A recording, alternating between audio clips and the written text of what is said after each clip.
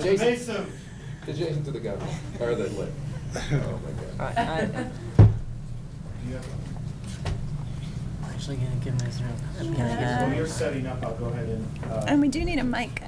We had mics there, and now we don't. I don't know where they went. Stand over there. Thanks, Kate. Do I have to look at mine? Oh, there you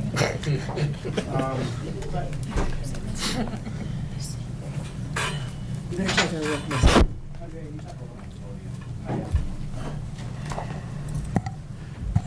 Hi, thank you for letting us present.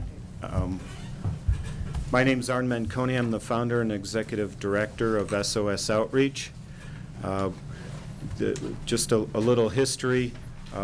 While I was reflecting out in the hallway, while I was county commissioner, to go back almost 7 years, Tom Stone, Michael Gallagher, and myself met with the former Eagle County School District and the superintendent and discussed one of the most important needs that the school had, which was narrowing the achievement gap. And that was a very important meeting for me because it started to set and frame a problem and start looking for a solution. And one of the areas that it took off in is funding a program that is now called Wayfinders that the county started funding.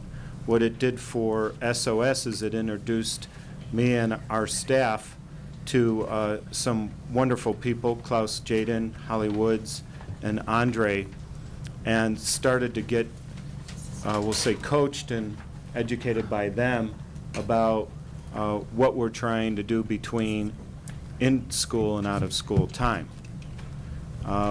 There's 4,700 school districts in the United States, and there's 40,000 youth developmental agencies in the United States. And I've spent a lot of time trying to see where best practices exist in other locations, and I believe in the presentation that we have for you here that the partnership and the integration between out-of-school time with SOS and the Eagle County School District is probably one of the only programs and one of the finest programs in the United States. And one of the ways I found that out was being at the Department of Education at a large conference and talking about that and having the opportunity to talk with directors from the Department of Ed as to what we were doing and them saying that this is highly unique. And Andrej, we brought Andrej on in the last several months to analyze the data that SOS has been accumulating over the past decade in determining the outcomes of resiliency in the students, the outcomes, we'll just say the success stories. SOS was started almost 20 years ago. We work with 5,000 kids in the United States. We have 6 offices, and 1,200 of the SOS students are from the Eagle County School District. So every program that we incubate and stick with is here. And we have students in the Eagle County School District who's been in 9 years of programming with us. So we're working with nearly 20% of the 6,300 students in your school district. We have trial programs and we have long-term programs.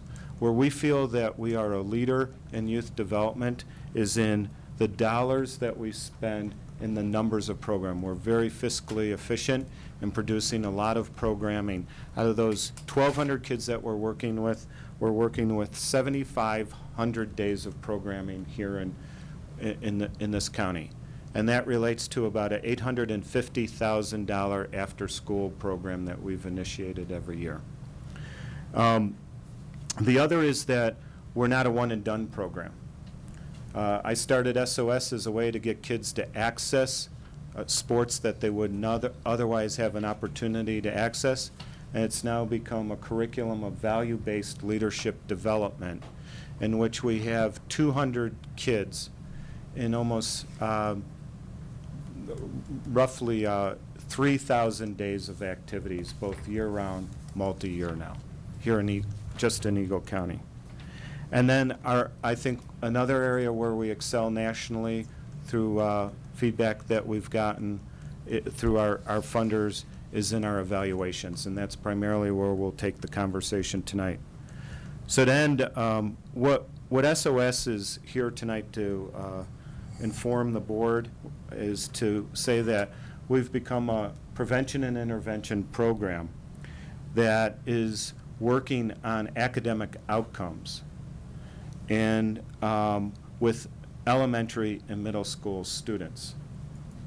And I've also brought the SOS team who works with the Eagle County area, and that's Michaela Curtis, who is a graduate of the Eagle County school system. And Michaela's right behind me. She's our youth programs director. And Seth Ehrlich, our development director. Great, so I'm going to get into some of the details around how some of these activities, these collaborative activities have really come to fruition and what's kind of coming down the horizon to help us understand, one, how well we're really impacting students within the school district, I should say how well SOS Outreach is impacting students within the district. But it's at the same time how feedback, how the data systems are going to feed back to the curriculum side at SOS to help make adjustments to really help maximize the benefits. As Arn said, I'm Andrej Birjulin, and now running my own LLC called Confluence Research and Training. You have to say that just a little bit slower so we get it. What To the did you camera. Yes, Confluence Research and Training. Very nice. So SOS has always had this goal of reaching at-risk youth, and that goes back historically as long as the program has been in motion. But starting with this past program year, these recruitment efforts have been highly refined to mirror what the district has been collecting and managing around the early warning indicator system. So what SOS has been able to do is really reach a much finer at-risk target population that is at risk of dropping out from high school is really the main characteristic.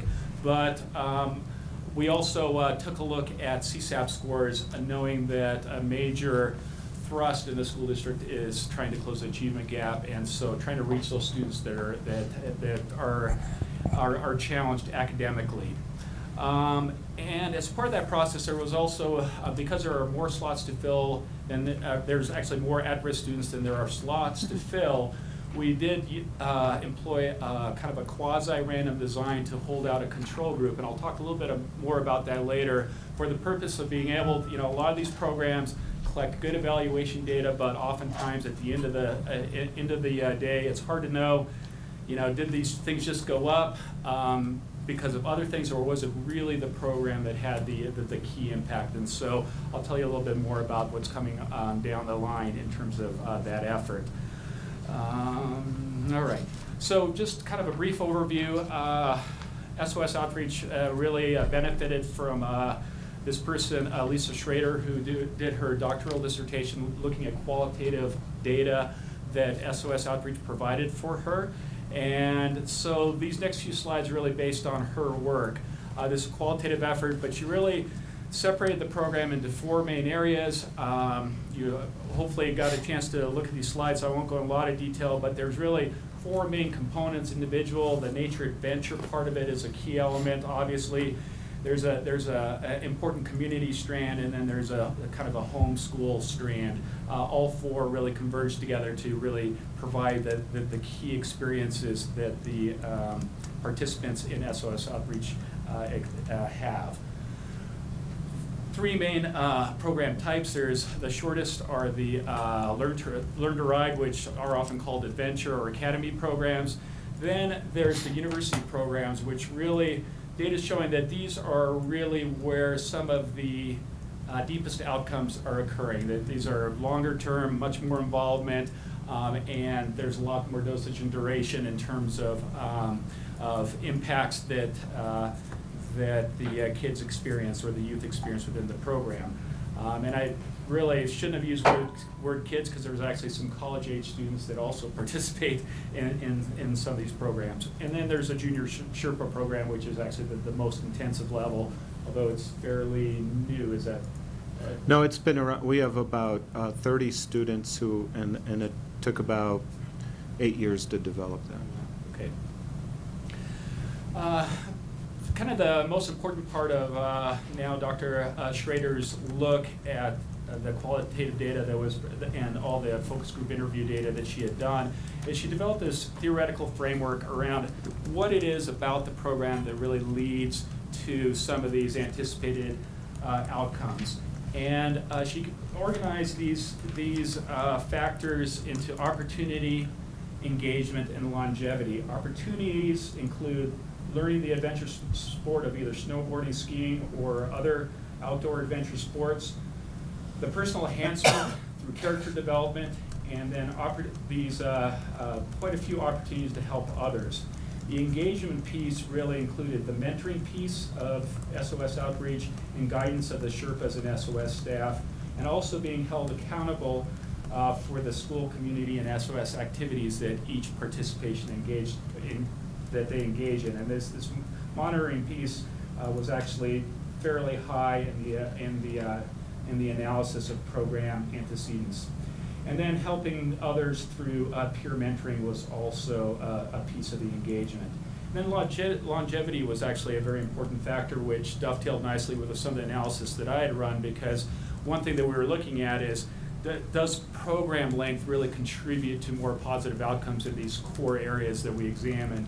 And indeed, the quantitative stuff said it did, and then it was nice to see that on the qualitative side of the house, the longevity piece was in fact a very important element.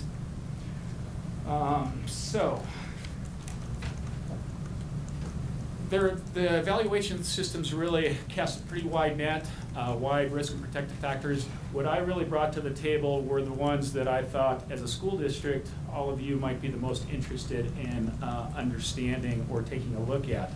So the first thing that I wanted to share with you is one of the surveys that SOS Outreach has done pretty extensive survey work, phone and web-based surveys.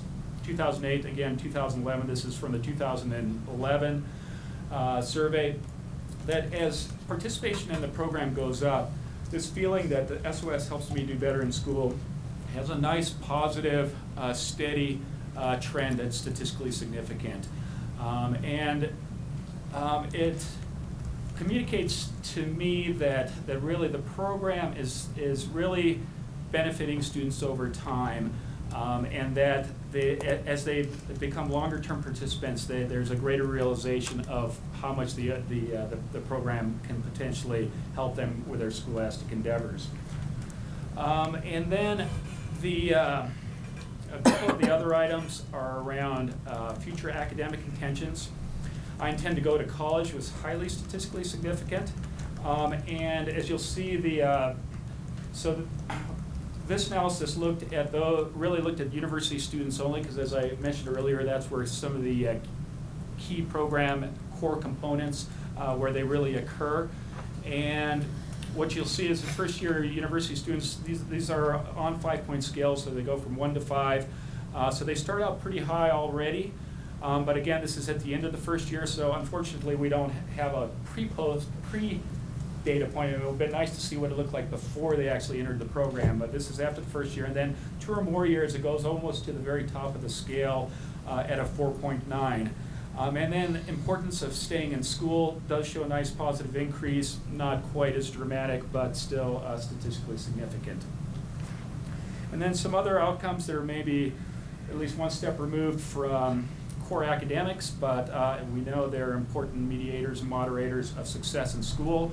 This idea of feeling proud of myself. So the item really reads, SOS, Sherpas, and other participants makes me feel proud of myself. I think really speaks to the program's impact around self-esteem as well as self-efficacy, because it's not just feeling good about yourself, but actually engaging in activities and feeling like you did well on these activities.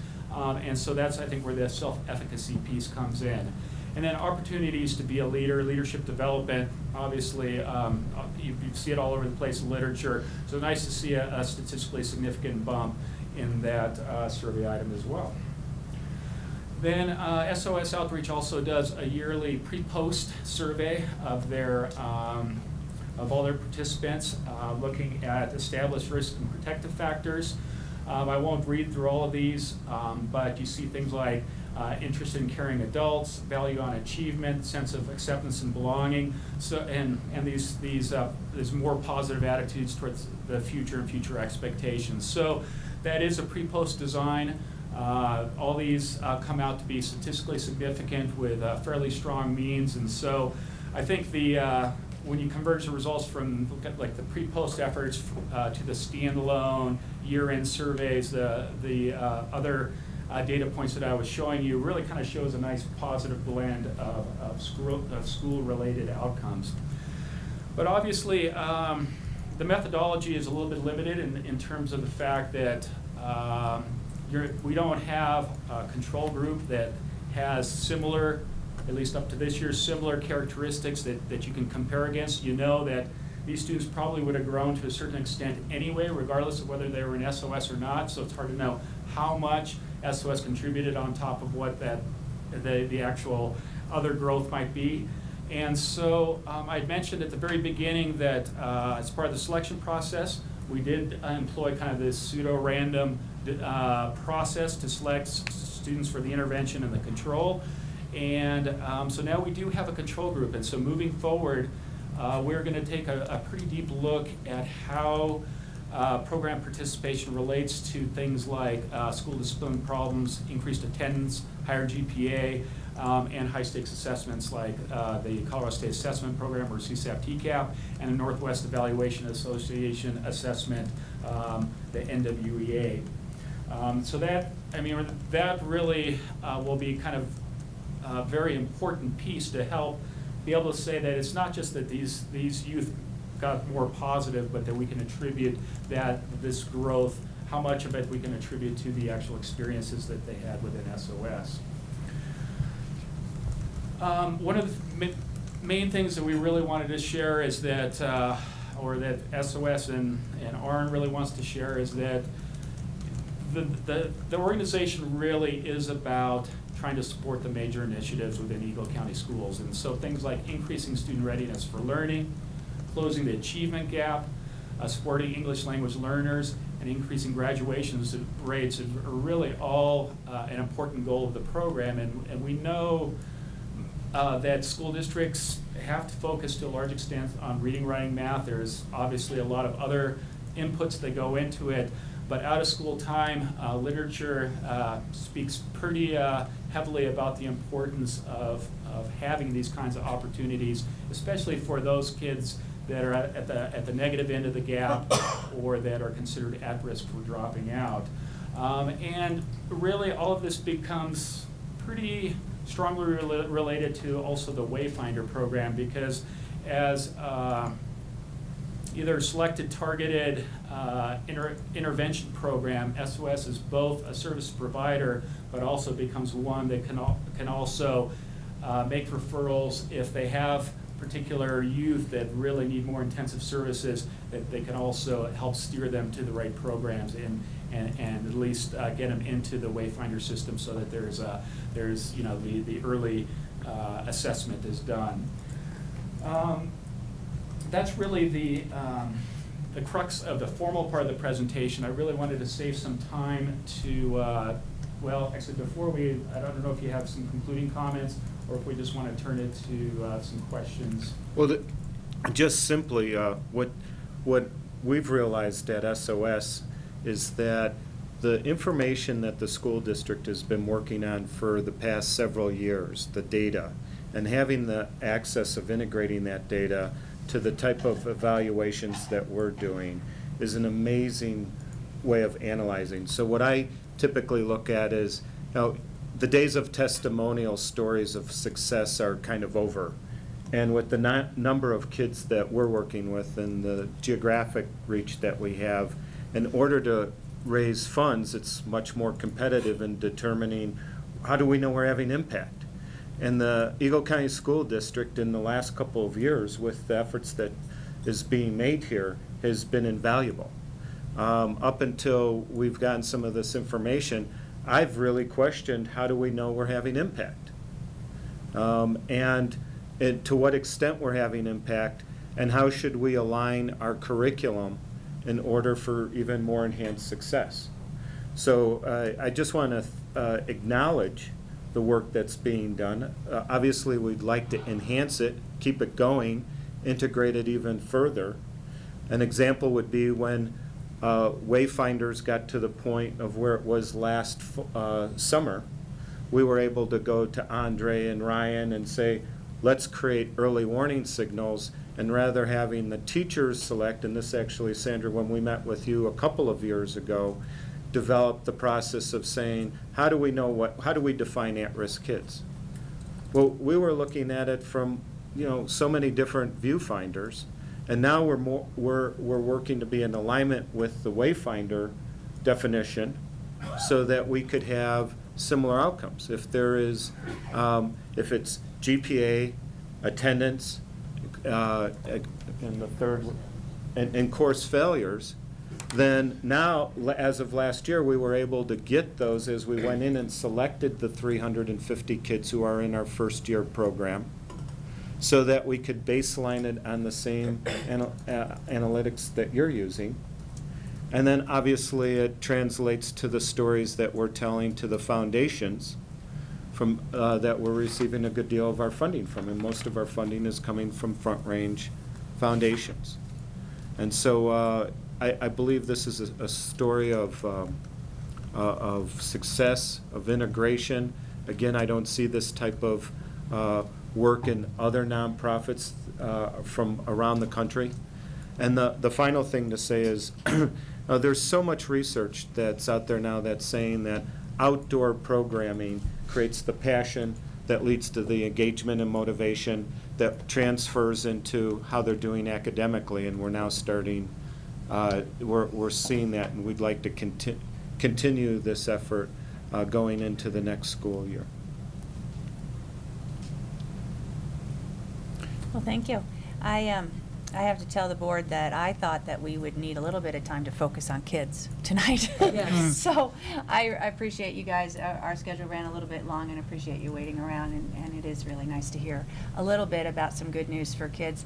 You answered my question in that your slides had statistical significance on the bottom. Our slides didn't, and so it looked like it went up, but I didn't know, was it statistically significant? So your slides answered my question about that, and so I appreciate that. But did you guys have other questions or comments for Andrej and Arn? No, excellent work. It's too bad there's not more people here to hear the story. We had such a big audience, Well, look and at- now we actually have We to. can fire Arn, and next time there'll be a bunch of you. Nice. Probably more. But, Yeah, thank you guys very much for your time. Can I, we asked Robin to come, and we've eaten half of the salad back there in the 2 hours we were back there, but, this is, and I want to congratulate Robin and the work that she's doing, and we work real closely with her, and hopefully, and we see that this is the second phase of what Wayfinders is going to, and so it's always about tough stories, and this is a very heady, sort of nerdy story, if you will.